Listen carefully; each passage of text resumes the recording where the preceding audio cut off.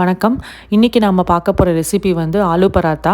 அதாவது உருளைக்கிழங்க வச்சு எந்த ரெசிபி பண்ணாலும், அது பிரியாணியா இருந்தாலும் சரி, குருமாவா இருந்தாலும் சரி, இல்ல ஒரு சிம்பிளான ஒரு பொட்டேட்டோ ஃப்ரையா இருந்தாலும் சரி, எதுனாலுமே சூப்பரா இருக்கும்.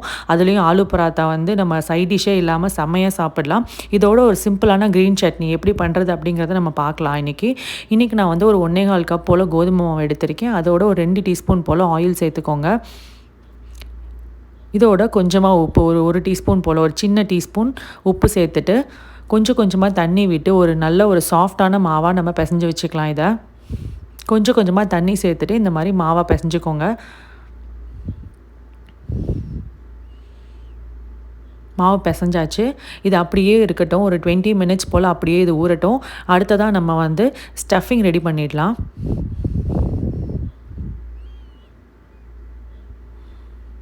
இன்றைக்கி நான் வந்து 6 உருளைக்கிழங்கு குக்கரில் போட்டு ஒரு 4 விசில் வேக விட்டு எடுத்திருக்கேன். இதோட ஸ்கின் அதாவது தோலெலாம் நம்ம உரிச்சிடலாம்.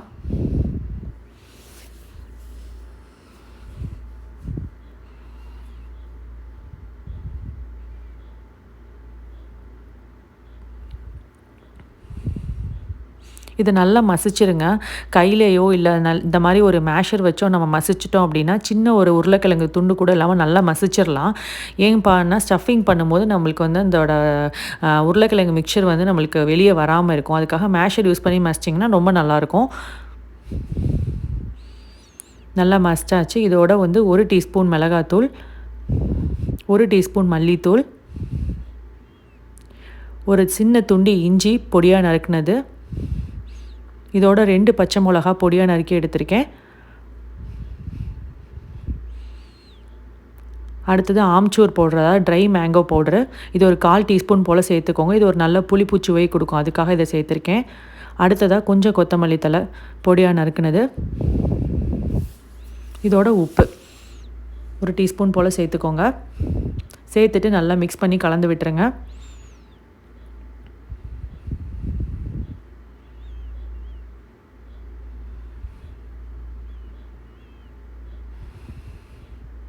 அவ்வளோதாங்க, ஸ்டஃபிங் ரெடி ஆகிடுச்சு.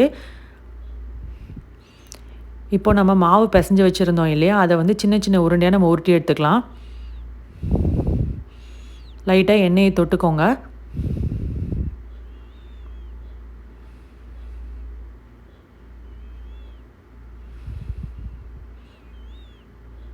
இப்போ நான் ஆலு பராத்தா எப்படி பண்ணுறது அப்படிங்கிறத கொஞ்சம் டீட்டெயிலாக நான் காட்டுறேன்.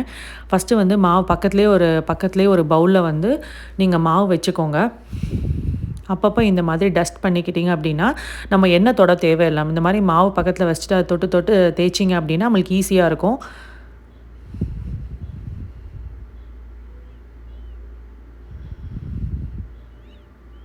இந்த மாதிரி ஒரு சின்ன பூரி சைஸுக்கு மட்டும் நீங்கள் வந்து ஃபஸ்ட்டு தேய்ச்சிக்கலாம்.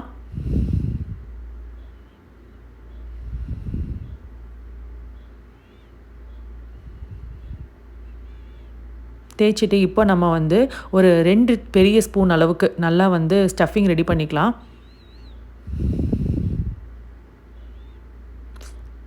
ஸ்டஃபிங் வச்சுட்டு இந்த மாதிரி சின்ன சின்னதாக ஃபோல்ட் பண்ணிக்கோங்க.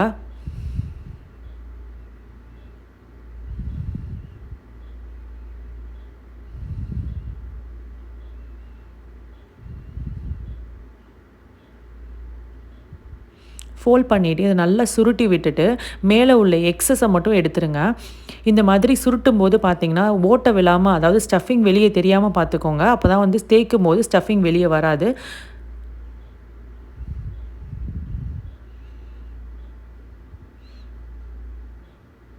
இப்போ திருப்பியும் இந்த மாதிரி மாவை தொட்டுட்டு கையிலேயே லைட்டாக தேய்ச்சி விட்டுருங்க இனிஷியலாக.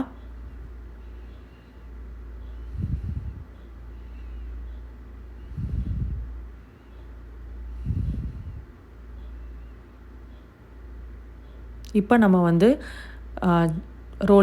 ரோலிங் பின் வச்சு நம்ம தேய்ச்சிக்கலாம்.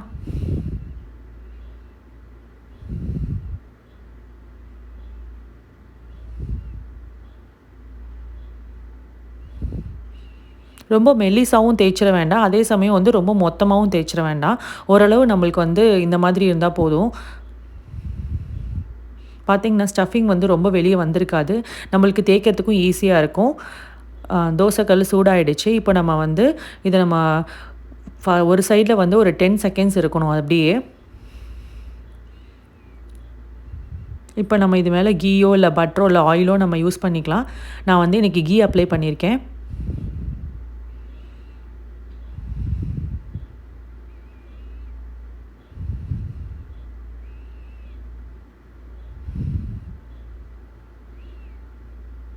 பின்னாடி சைடு ஒரு 10 செகண்ட்ஸு. திருப்பி இப்போ இது மேலேயும் ஆயில் அப்ளை பண்ணிக்கலாம். கீ பார்த்திங்கன்னா நம்மளுக்கே தெரியும், சாஃப்டாக ஃப்ளஃபியாக வந்திருக்கு. பராத்தா உள்ள ஸ்டஃபிங்கும் அப்படியே இருக்கும், சூப்பராக இருக்கும். அவ்வளோதாங்க, பராத்தா ரெடி ஆகிடுச்சு. இதே மாதிரி நான் மற்ற பராத்தாவும் எப்படி பண்ணுறது அப்படிங்கிறத குயிக்காக பார்த்துடலாம்.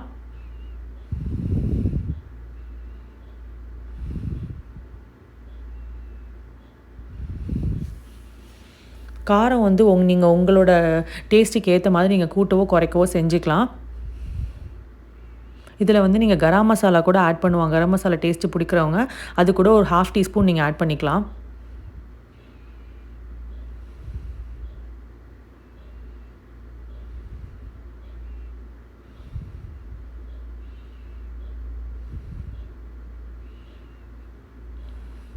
இந்த மாதிரி பண்ணும்போது பார்த்தீங்கன்னா ஸ்டஃபிங் வெளியே ரொம்ப வராது. ஸ்டஃபிங் வெளியே வந்துருச்சுன்னா அது வந்து ஒட்டிகிட்டு இருக்கும். நம்மளுக்கு தேய்க்கிறதுக்கும் அடுத்தடுத்த பராத்தா தேய்க்கிறதுக்கும் நம்மளுக்கு ரொம்ப கஷ்டமாக இருக்கும்.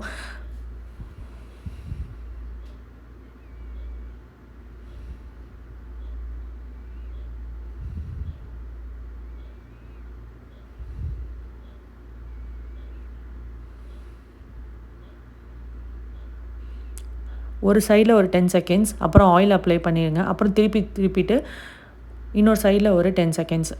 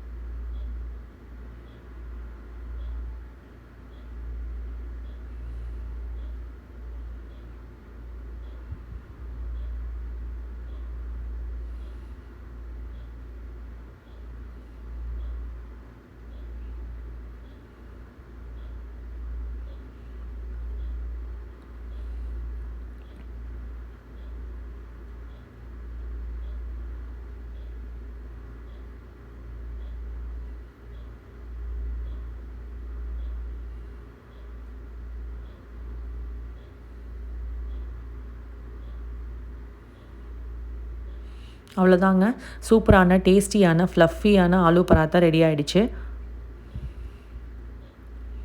இதை வந்து நம்ம அப்படியே கூட சாப்பிடலாம். பட் நான் வந்து இதோட ஒரு கொஞ்சம் கர்டும் கொஞ்சம் ஒரு க்ரீன் சட்னிஸ் எப்படி பண்ணுறது அப்படிங்கிறத நான் காட்டுறேன். இதுக்கு வந்து ஒரு ஜாரில் கொஞ்சமாக கொத்தமல்லி இலைகள், இதோட ஒரு சின்ன கைப்பிடி அளவு புதினா சேர்த்துக்கோங்க. 2 இஞ்சி துண்டு சேர்த்துருக்கேன்.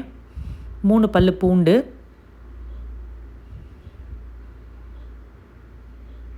ஒரு 3 பச்சை மிளகா,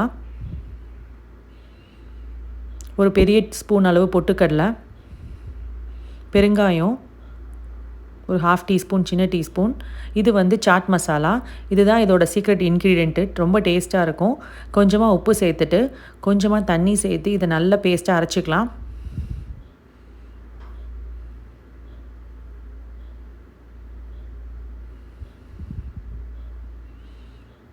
அவ்வளோதாங்க, க்ரீன் சட்னி தயாராகிடுச்சு. இந்த க்ரீன் சட்னி நீங்கள் வந்து சாண்ட்விச்சுக்கும் யூஸ் பண்ணிக்கலாம். ரொம்ப டேஸ்ட்டாக இருக்கும். பராத்தாவோட இந்த கர்டு ப்ளஸ் இந்த க்ரீன் சட்னி சேர்த்து சாப்பிடும்போது சான்ஸே இல்லாமல் செம்ம டேஸ்ட்டாக இருக்குங்க. பராத்தா வந்து எத்தனை உள்ளே போகுதுன்னே தெரியாது. கண்டிப்பாக நீங்கள் ட்ரை பண்ணி பாருங்கள். உங்களுக்கு கண்டிப்பாக ரொம்ப பிடிக்கும். கண்டிப்பாக உங்களுக்கு எப்படி வந்துச்சு அப்படிங்கிறத நீங்கள் கமெண்ட் பாக்ஸில் சொல்லுங்கள். என்னோடய வீடியோ ஃபஸ்ட் டைம் பார்க்குறதா இருந்தால் என்னோடய சேனலுக்கு சப்ஸ்கிரைப் பண்ணுங்கள். இந்த வீடியோ பிடிச்சிருந்துச்சுன்னா கண்டிப்பாக லைக் பண்ணுங்கள். தேங்க்யூ ஃபார் வாட்சிங். தேங்க்யூ.